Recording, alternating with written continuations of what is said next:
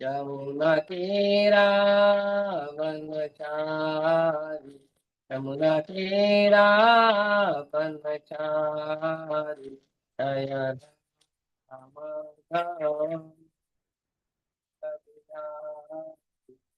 जय राधा माधव जय प्रभुपाद प्रभुपाद प्रभुपाद जय प्रभुपाद जय जय प्रभुपाद प्रभुपाद प्रभुपाद प्रभुपाद। श्री हरिनाम संकीर्तन की जय, श्री प्रभुपाद की जय।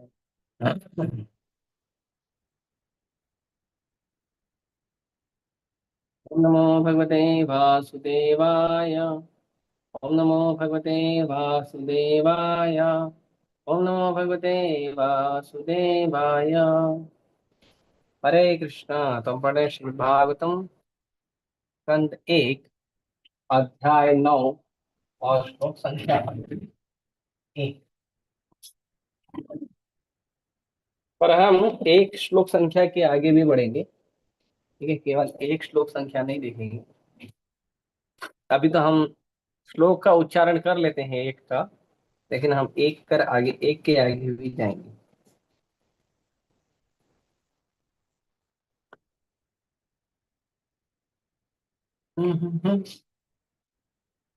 हरि हरि हरि हरि हरि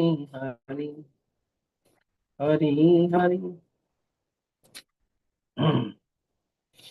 सुत उवाच इति भीता प्रजाद्रोहात् सर्वधर्मविवत्सया ततो विनशनं प्रागाद्यत्र देवव्रतोपतात्।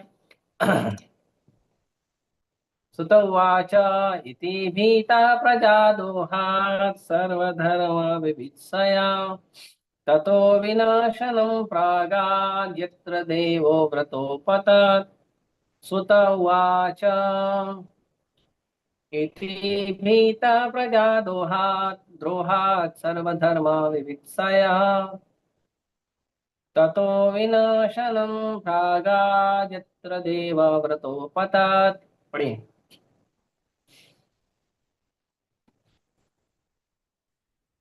हरे कृष्ण प्रभु जी। सुत उवाच इति भीतः प्रजाद्रोहात् सर्वधर्मविवत्सया ततो विनशनं प्रागाद् यत्र देवव्रतोपतत्। हरे कृष्ण। हरे कृष्ण प्रभु जी। सूत हरे उवाच इति भीता प्रजाद्रोहात् सर्वधर्मविवस्यत तत विनशन् प्रगात यत्र देवव्रत अपतत्। हरे कृष्ण।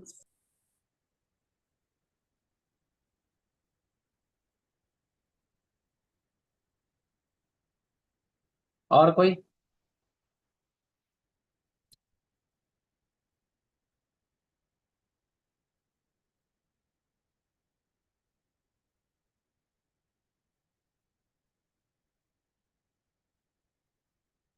शब्दार्थ अनुवाद और तात्पर्य कृष्ण कृपा मूर्ति अभय चरणारविंद भक्ति वेदांत स्वामी श्री प्रभुपाद की जय। सुत उवाच, श्री सुत गोस्वामी ने कहा, इति इस प्रकार, भीतः डरे हुए, प्रजाद्रोहात् प्रजा के मारे जाने से, सर्व समस्त धर्म धर्म के कार्य विविधया जानने के लिए, ततः पश्चात तत्पश्चात विनशनम युद्ध स्थल प्रागात वे गए, यत्र जहाँ देवव्रतः विश्वदेव आपतात मरने के लिए लेटे थे। सुत गोस्वामी ने कहा, कुरुक्षेत्र के युद्ध स्थल में इतने सारे लोगों का वध करने के घबराए हुए महाराज युधिष्ठिर उस स्थल पर गए जहां नरसंहार हुआ था। वहां पर भीष्मदेव मरणासन्न होकर शरशैया पे लेटे थे। तात्पर्य, इस नवम अध्याय में, जैसा कि भगवान श्री कृष्ण की इच्छा थी, भीष्मदेव राजा युधिष्ठिर को वृत्ति विषयक कर्तव्यों के संबंध में उपदेश देंगे। भीष्मदेव इस मर्त्यलोक से प्रयाण करते समय भगवान से अंतिम प्रार्थना भी करेंगे और इस प्रकार भावी भौतिक कार्यों के बंधन से मुक्त हो जाएंगे। कृष्णदेव को वरदान प्राप्त था कि वे इच्छा अनुसार देह त्याग कर सकते हैं और वे अपनी इच्छा से ही इस सरशैया पर लेटे थे। इस महान योद्धा का इस प्रकार से निधन समस्त समकालीन श्रेष्ठ पुरुषों को आकर्षित करने वाला था। अतएव सारे लोग इस महात्मा के प्रति अपने प्यार, सम्मान तथा स्नेह की भावना प्रदर्शित करने के लिए वहां एकत्र हुए थे।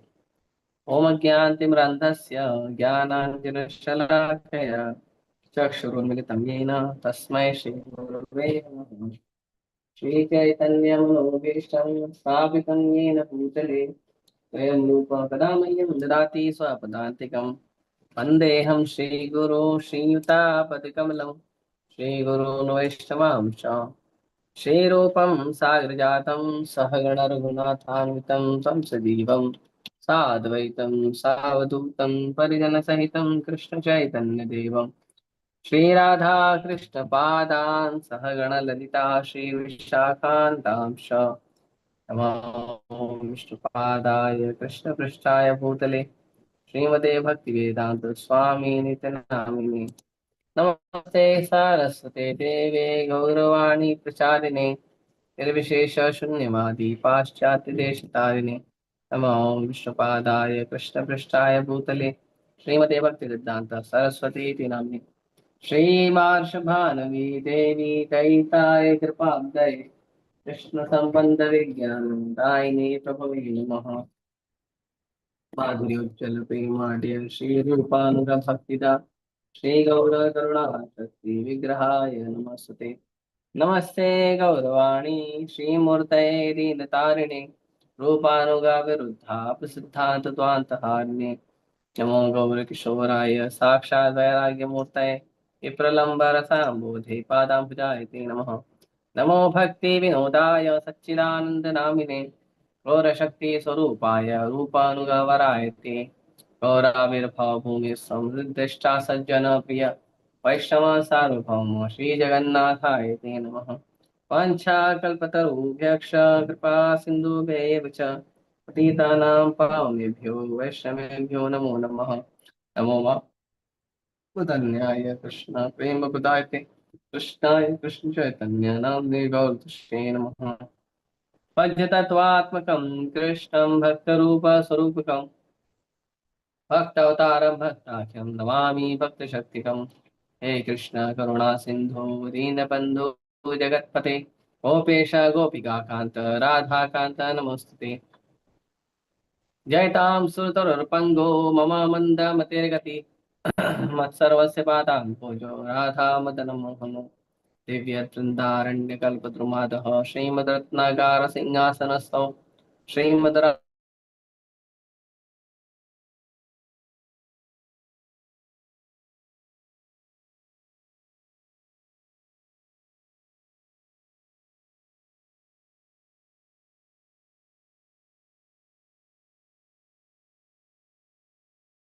प्रिय। जय श्री कृष्ण चैतन्य प्रभु नित्यानंद श्री अद्वैत गदाधर शिवासादि गौर भक्तवृंद। हरे कृष्णा कृष्णा कृष्णा हरे हरे हरे राम राम राम हरे हरे।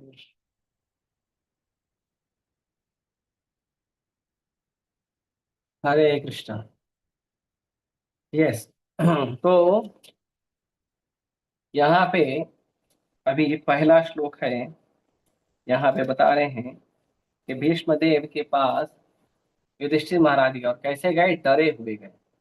डरे हुए क्यों गए? क्योंकि एक तो भीष्म पितामह सीनियर है और दूसरा उन्हें बहुत दुख लगा था कि इतने सारे लोग का हत्या हुआ, वो केवल मेरे कारण हुआ। क्योंकि धर्म के पक्ष में जो भी होता है उसे वध कहते हैं, लेकिन जो धर्म के लिए नहीं किया जाता वो हत्या होती है। तो इतने सारे लोगों की हत्या हुई, वो मेरे कारण हुई, ये युधिष्ठिर महाराज को दुख सता रहा था। और युधिष्ठिर महाराज फिर क्या किए वहां पे गए। कौन सी, कहाँ पे गए? ऐसी उस जगह पे गए जहाँ पे ये सब जो नरसंहार हुआ था, ये जहाँ पे भी नरसंहार हुआ था, वो नरसंहार जगह पे युधिष्ठिर महाराज गए। और वहां पे युधिष्ठिर महाराज कहाँ गए? युधिष्ठिर महाराज गए भीष्म देव के पास।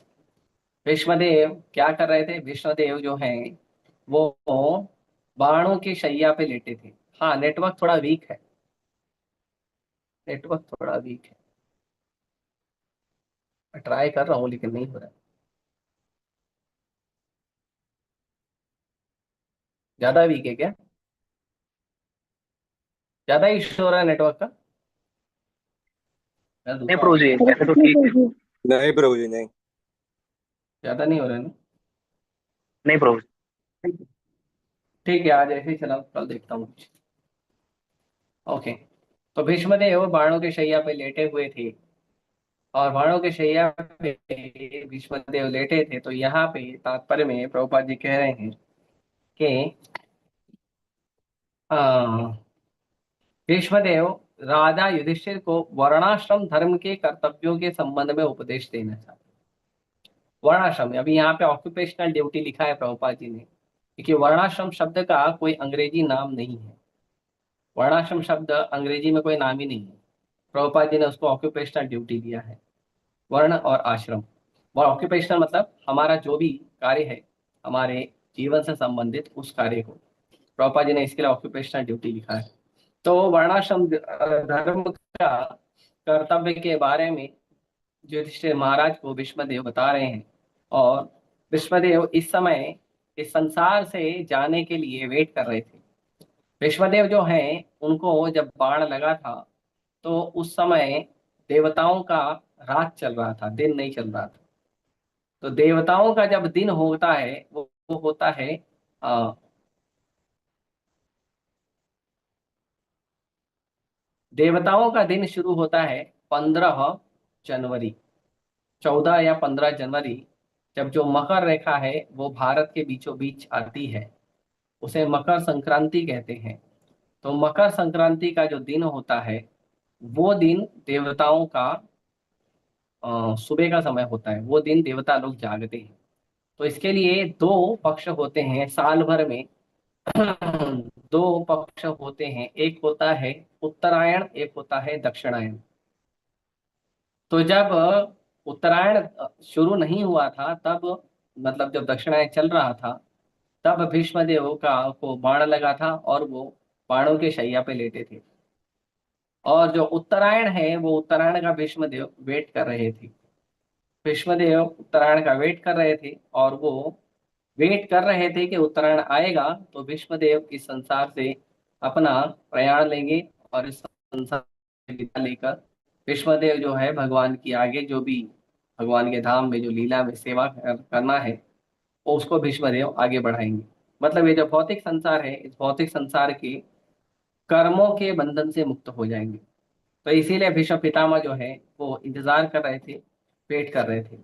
और भीष्म पितामह को वरदान प्राप्त था कि भीष्म पितामह जो है अपनी इच्छा से शरीर का त्याग करेंगे। क्यों? क्योंकि ये वरदान उनको उनके पिता शांतनु ने दिया था। शांतनु महाराज ने उनको आशीर्वाद दिया था कि तुम इच्छा मृत्यु को प्राप्त करोगे। तो भीष्मदेव इच्छा मृत्यु का वरदान लिए थे। क्यों इच्छा मृत्यु का वरदान था? क्योंकि भीष्मदेव के पिता जो है शांतनु, वो एक स्त्री से विवाह करना चाहते थे। और वो स्त्री का नाम था पद्मगंधा। पहले वो स्त्री जो थी वो मत्स्यगंधा थी, लेकिन पराशर मुनि के आशीर्वाद से वो स्त्री को पद्मगंधा, मतलब कमल के खुशबू जैसा उसका शरीर था, मतलब उसके शरीर से सुगंध निकलती थी। आ, इसकी पद्म, वो जो कमल का फूल है उसकी, ऐसा उसका नाम था सत्यवती। तो शांतनु सत्यवती को देखे, बहुत सुंदर थी, तो वो शांतनु का इच्छा हुआ कि मैं इससे विवाह करना चाहता हूँ। क्योंकि शांतनु जो है पहले विवाह किए थे गंगा से, और गंगा से विवाह किए थे, लेकिन गंगा ने ये शर्त रखी थी कि जितने भी पुत्र होंगे उसको तुम गंगा की धारा में प्रवाहित कर दोगे। तो हालांकि शांतनु महाराज को अच्छा नहीं लगा, लेकिन वो जितने भी संतान होती थी उसको गंगा में प्रवाहित कर देते थे। लेकिन जब भीष्म पितामह प्रकट हुए तो शांतनु महाराज की इच्छा नहीं हुई कि मैं भीष्म पितामह को, ये जो छोटा सा बच्चा है, इसको मैं गंगा में प्रवाहित करूं। तो उन्होंने मना कर दिया, तो गंगा वापस चली गई। उसके बाद जब गंगा चली गई तो शांतनु महाराज अकेले हो गए। और शांतनु महाराज अकेले हो गए तो फिर उन्होंने देखा सत्यवती को, तो उनका इच्छा हुआ। पहले क्षत्रियों को एक से ज्यादा विवाह करने का परमिशन था। ऐसे जो अनुपात होता है, अनुपात के अनुसार स्त्रियां ज्यादा होती हैं और पुरुष कम होते हैं। ये अनुपात है। मैं एक फैक्ट बता रहा हूँ इसके ऊपर कोई वुमेन एम्पावरमेंट वाले आके चढ़ाई मत कर दीजिएगा। मैं एक फैक्ट बता रहा हूँ, ठीक है। तो जो अनुपात के अनुसार जो स्त्रियां और पुरुष में अनुपात होता है, उस अनुपात के हिसाब से स्त्रियां कम होती है, पुरुष ज्यादा होते हैं। क्षमा कीजिए, पुरुष कम होते हैं, स्त्रियां ज्यादा होती है। उसमें भी वैदिक नियम के अनुसार कई सारे पुरुष जो है वो ब्रह्मचारी या सन्यासी बन जाते थे। तो स्त्रियां और ज्यादा हो गए, पुरुष और कम हो गए। इसीलिए इस अनुपात को मेंटेन करने के लिए पुरुषों को विशेष रूप से ब्राह्मण, क्षत्रिय और वैश्य, इन तीनों को परमिशन था कि ये एक से ज्यादा विवाह कर सकते हैं। मतलब ऐसा नहीं है कि जैसे इस्लाम में परमिशन है चार स्त्रियों का, ऐसा नहीं। सनातन धर्म में भी परमिशन है। स्पेशली जो क्षत्रिय होता है, राजा होता है, वो ज्यादा स्त्रियों से विवाह कर सकता है। क्यों? क्योंकि राजा के पास धन संपत्ति वैभव अच्छा होता है, वो स्त्री को अच्छे से मेंटेनेंस दे सकता है। इसीलिए परमिशन राजाओं को होती थी कि वो ज्यादा विवाह, और ज्यादातर राजा लोग ही ज्यादा विवाह करते थे। जैसे जो वैश्यों में भी, जो वैश्य कुल के राजा होते थे, वो राजा लोग ज्यादा विवाह करते थे। तो राजाओं को परमिशन होती थी कि वो ज्यादा विवाह कर सकते हैं। तो इस तरह से जो शांतनु महाराज थे वो सत्यवती को प्रेम करने लगे, और उन्होंने सत्यवती से इसकी बात की। तो सत्यवती अभी आजकल की स्त्रियों की तरह नहीं है कि लड़कों ने आई लव यू बोला, लड़की भी आई लव यू बोल दी और फिर चलो भाग के शादी करेंगे। ऐसा नहीं। तो सत्यवती ने कहा कि आप मेरे पिताजी से बात करिए। ऐसे आई लव यू टू में काम नहीं चलेगा। आप मेरे पिताजी से बात करिए, मेरे पिताजी अग्री होते हैं तो मैं आपसे विवाह करने, मुझे कोई आपत्ति नहीं। और क्यों, महाराज है, शांतनु महाराज है। तो जब सत्यवती के पिता के पास गए तो सत्यवती के पिता ने कहा, देखो तुम्हारा ऑलरेडी एक बेटा है, तो नियम के अनुसार जो तुम्हारा पहला बेटा है, बड़ा बेटा है, उसको राज मिलेगा, मेरी बेटी को तो कुछ नहीं मिलेगा। तो मैं नहीं चाहता हूँ मेरी बेटी का जो है वो हाथ तुम्हारे हाथ में दे दूं, क्योंकि मेरी बेटी जो है वो एक तो सेकंड वाइफ है, और दूसरा उससे जो संतान उत्पन्न होगी वो राज का उत्तराधिकारी बनेगी ही नहीं, क्योंकि पहले ही तुम्हारे पास एक बेटा है। तो मैं तुम्हारे हाथ में नहीं दे सकता। तो शांतनु महाराज जो है थोड़ा दुखी रहने लगे, क्योंकि भीष्मदेव से भी उनको आसक्ति थी। भीष्मदेव का पहले का नाम था देवदत्ता। तो भीष्मदेव जो है वो देवव्रत, देवदत्ता नहीं, देवव्रत। देवदत्ता तो अर्जुन के शंख का नाम है। तो देवव्रत उनका नाम था। तो भीष्मदेव से भी वो बहुत स्नेह करते थे, देवव्रत से भी बहुत स्नेह करते थे। और उनकी इच्छा थी सत्यवती से विवाह करना। तो दुखी रहने लगे, धर्म के संबंध में पड़ गए कि बेटे को भी नहीं छोड़ सकता, एक बेटे को, इस बेटे की आसक्ति में तो पहली पहली पत्नी चले गई।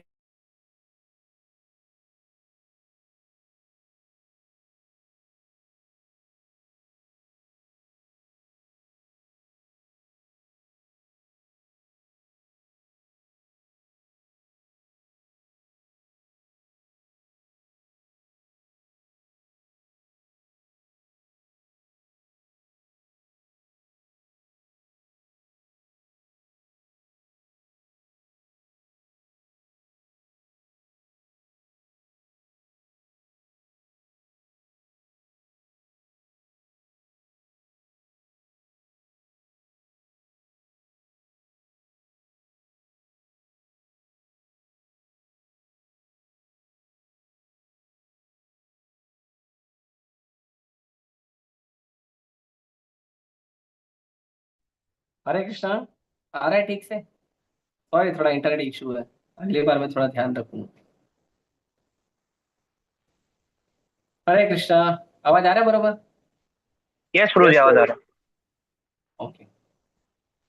तो विश्वदेव को, जो देवव्रत को, शांतनु महाराज बोले नहीं ऐसा कुछ नहीं, थोड़ा बहुत इशू तो चलते रहता है। मैं तो बोले नहीं नहीं नहीं, मैं आपको कई समय से देखता हूँ, ऐसा नहीं है कि आप छोटी मोटी परेशानियों से चिंतित होंगे। आप कोई गंभीर परेशानी में, कोई गंभीर समस्या है, बताओ। तो उन्होंने कहा देखो ऐसा है, मैं तुमसे बड़ा स्नेह करता हूँ, मैं नहीं चाहता हूँ कि तुम्हारे रहते हुए अ, मैं किसी और स्त्री से विवाह करूं, क्योंकि मैं एक स्त्री से प्रेम करता हूं, लेकिन उससे विवाह नहीं कर सकता हूं क्योंकि उनके पिताजी की शर्त है कि तुम जो है राजगद्दी पे वो नहीं बैठना। तो मैं विवाह नहीं कर सकता हूं उससे।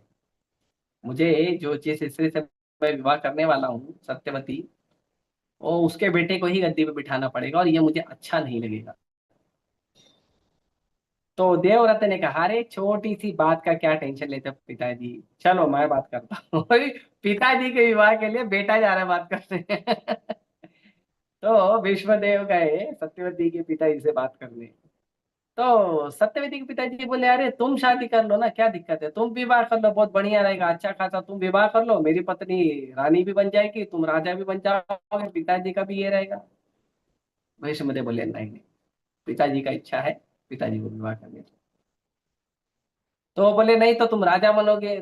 तो बोले ठीक है, मैं राज सिंहासन नहीं लूंगा।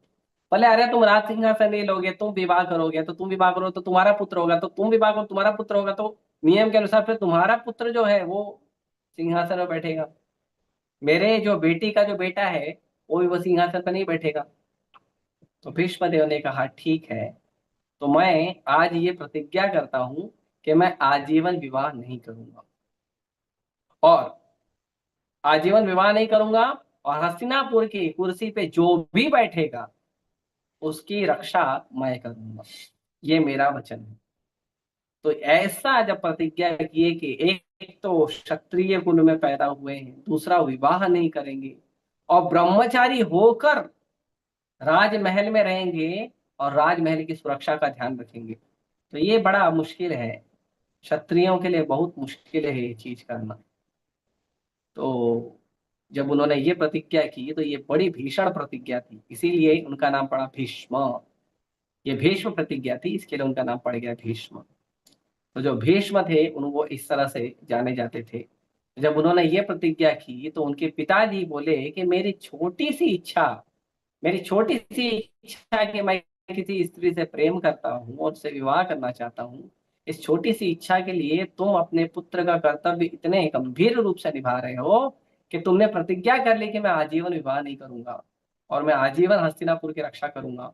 इसलिए मैं तुमको आशीर्वाद देता हूँ कि तुम इच्छा मृत्यु का वरदान है, कि तुम्हें जब तक तुम्हारी इच्छा न हो तब तक तुम्हें कोई नहीं मार सकता।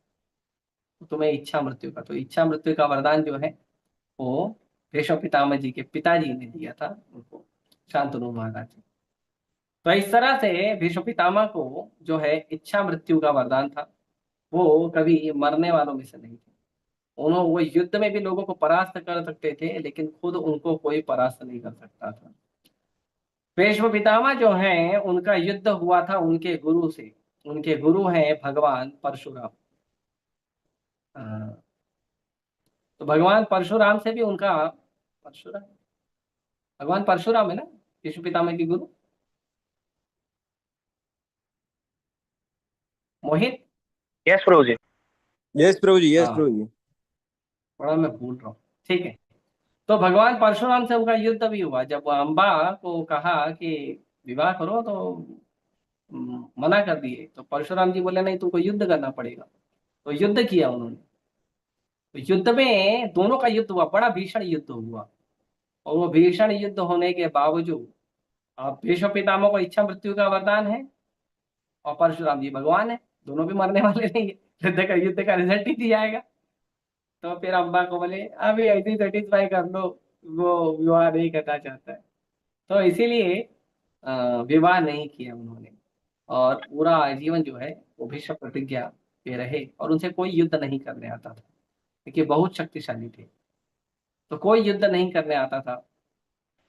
और इसीलिए वो अपनी इच्छा पर ही मृत्यु को स्वीकार करते। तो इसीलिए यहाँ पे प्रभुपाद जी ने लिखा है कि भीष्म पितामह अपनी इच्छा के अनुसार देह का त्याग कर सकते थे।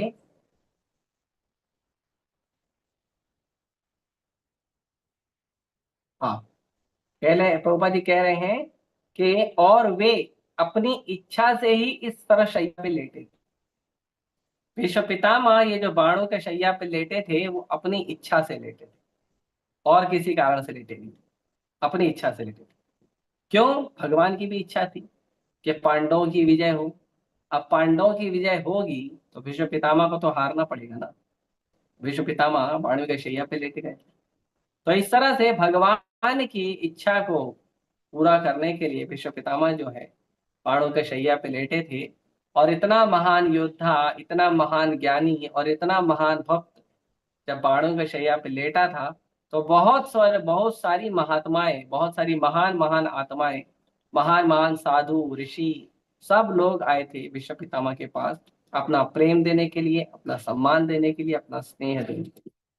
तो इस तरह से भीष्म पितामह आए थे। अब अगले श्लोक में बता रहे हैं कि उस समय जो भीष्म पितामह के पास जब युधिष्ठिर महाराज गए, युधिष्ठिर महाराज कैसे गए और किन किन के साथ गए, तो बता रहे हैं कि युधिष्ठिर महाराज उस समय उनके सभी भाई स्वर्ण आभूषणों से सजे हुए उच्च कोटि के घोड़ों द्वारा खींचे जाने वाले सुंदर रथों पर उनके पीछे पीछे चल रहे थे। और उनके साथ शील व्यास देव तथा धौम्य जैसे ऋषि, पांडवों के विद्वान पुरुष तथा अन्य लोग भी थे। तो जब युधिष्ठिर महाराज और भगवान चल रहे थे तो युधिष्ठिर महाराज और भगवान के साथ साथ पांडव भी चल रहे थे, व्यासदेव जी भी चल रहे थे, धौम्य ऋषि भी चल रहे थे, बहुत सारे साधु चल रहे थे। आगे कहते हैं, हे ब्रह्म ऋषि, भगवान श्री कृष्ण भी अर्जुन के साथ रथ पर सवार होकर पीछे पीछे आ रहे थे। इस प्रकार राजा युधिष्ठिर अत्यंत राजसी प्रतीत हो रहे थे, मानो कुबेर अपने साथियों से घिरा हो। तो भगवान ने युधिष्ठिर महाराज को बोला, देखो युधिष्ठिर महाराज, भीष्म देव की इच्छा थी, अभी युद्ध समाप्त हो गया है, अब आप राजा हो, और भीष्म देव की इच्छा थी कि आप राजा बनकर आप राजा रहो, तो आपको राजा का कपड़ा पहनना पड़ेगा। तो भीष्म पितामह को भगवान ने भीष्म पितामह की इच्छा को पूरा करने के लिए भगवान ने युधिष्ठिर महाराज को राजा का कपड़ा पहनाया, एकदम बढ़िया राजा का कपड़ा, राजसी वेश पहनाया, स्वर्ण आभूषणों से अलंकृत वो थे, उनका रथ था, घोड़े थे, सारथी थे, सब एकदम सुंदर सजे हुए जैसे कोई राजा आ रहा है। और युधिष्ठिर महाराज चल रहे थे, उनके साथ पांडव चल रहे थे, और भी कई सारी सेना के लोग चल रहे थे, जैसे कोई राजा की सवारी आ रही है। तो युधिष्ठिर महाराज कैसे लग रहे थे? कुबेर की तरह लग रहे थे। तो कुबेर कौन है? कुबेर है देवताओं का क्या कहते हैं, फाइनेंस मिनिस्टर। कुबेर जो है वो देवताओं का खजांची है, ट्रेजरर है। तो जो देवताओं का खजाने का खनिजदार, खजाने का जो रक्षा करता है, वो कुबेर जैसे युधिष्ठिर महाराज लग रहे थे। आगे प्रभुपाद जी कह रहे हैं, आकाश से गिरे देवता के समान उन्हें, मतलब भीष्मदेव को भूमि पर लेटे देखकर पांडव सम्राट युधिष्ठिर अपने छोटे भाइयों तथा भगवान श्री कृष्ण सहित उन्हें प्रणाम किए। तो युधिष्ठिर जो भीष्मदेव जो हैं वो सरशैया पे लेटे थे, लेकिन भीष्मदेव जो सरशैया पे लेटे थे वो सरशैया कैसे लग रहा था? जैसे देवता कोई आसमान से गिरा हुआ देवता हो, देवता की तरह एकदम ज्वलंत तेज निकल रहा था। हो भी क्यों ना, भगवान के भक्त हैं, भगवान के भक्तों में वैसे ही बहुत तेज होता है भगवान की भक्ति करने से। तो एकदम ज्वलंत तेज था उनके अंदर, और वो देवता की तरह लग रहे थे, जैसे कोई देवता जो है स्वर्ग से गिरा हो, और वो देवता की तरह भूमि पर लेटे थे। तो पांडव, महाराज युधिष्ठिर और भगवान सब लोगों ने उनको प्रणाम किया। तो यहाँ पे बता रहे हैं प्रभुपाद जी तात्पर्य में कि भगवान श्री कृष्ण भी महाराज युधिष्ठिर के ममेरे भाई तथा अर्जुन के अंतरंग सखा थे, लेकिन पांडव परिवार श्री कृष्ण को पूर्ण पुरुषोत्तम भगवान के रूप में जानता था। श्री भगवान को यद्यपि अपने परम पद का आभास रहता था, तो भी वे मनुष्य की तरह आचरण करते थे, अतः उन्होंने भी मरणासन भीष्मदेव को अपने राजा युधिष्ठिर को का छोटा भाई मानकर प्रणाम किया। तो भगवान ने भीष्मदेव को क्यों प्रणाम किया? देखिए, जहां पर भी शास्त्रों में बताया गया है कि भगवान किसी व्यक्ति को प्रणाम कर रहे हैं या भगवान किसी महान महात्मा को प्रणाम कर रहे हैं, तो वहां पे बार बार भक्त लोग जो हैं इस बात को क्लियर करते हैं कि कृष्ण भगवान हैं और कृष्ण भगवान के रूप में अपनी पोजीशन को जानते हैं। लेकिन फिर भी कृष्ण क्या कर रहे हैं? फिर भी कृष्ण मानव की भूमिका निभा रहे हैं। और इस समय जो भगवान ने भीष्मदेव को प्रणाम किया, वो प्रणाम युधिष्ठिर महाराज और अर्जुन के भाई होने के नाते प्रणाम किया। ये नहीं है कि भीष्मदेव भगवान बन गए। यहाँ पे भीष्मदेव भगवान नहीं बने। कई बार लोग जो ये बहस करते हैं कि रामेश्वरम में भगवान श्री राम ने शिव जी का पूजा किया था, वो इसलिए क्योंकि क्षत्रिय को युद्ध करते समय या युद्ध करने के पहले शिव जी का पूजा करना चाहिए, ऐसा बताया। कोई शुभ कार्य करते समय शिव जी का, माता दुर्गा का पूजा करना चाहिए। तो भगवान श्री राम ने अपने राजधर्म का पालन करते हुए, क्षत्रिय धर्म का पालन करते हुए शिव जी का पूजा किया था। उसलिए वो इसलिए शिव जी का पूजा नहीं कहते क्योंकि शिव जी भगवान है। और ऑब्वियसली भगवान को जो है अपने भक्तों का पूजा करने में, गुणगान करने में आनंद आता है।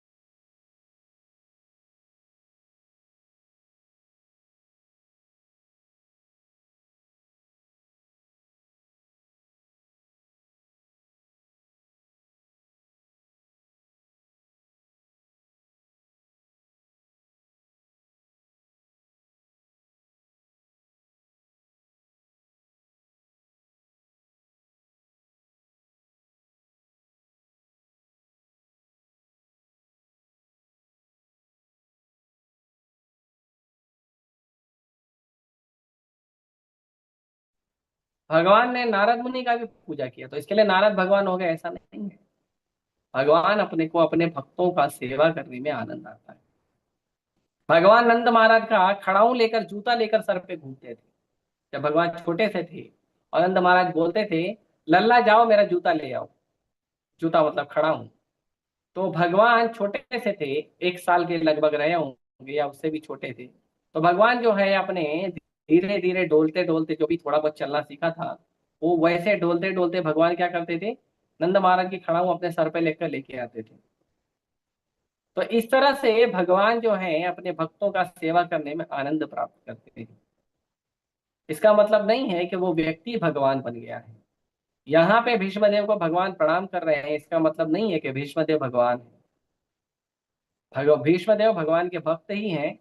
लेकिन यहाँ पे प्रभुपाद जी तात्पर्य में लिख रहे हैं कि जो भगवान है, भगवान युधिष्ठिर के ममेरे भाई कृष्ण के सखा के रूप में जो भीष्मदेव को प्रणाम कर रहे हैं। तो यहाँ पे इस बात को क्लियर किया गया। ठीक है, तो मैं यहीं रोकता हूँ। किसी का कोई प्रश्न है तो पूछ सकते हैं। हरे कृष्ण।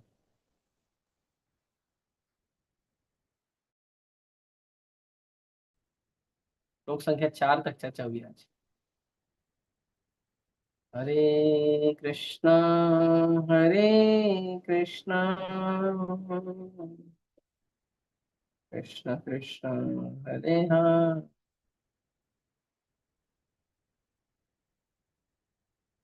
बोलिए, किसी को भी प्रश्न है?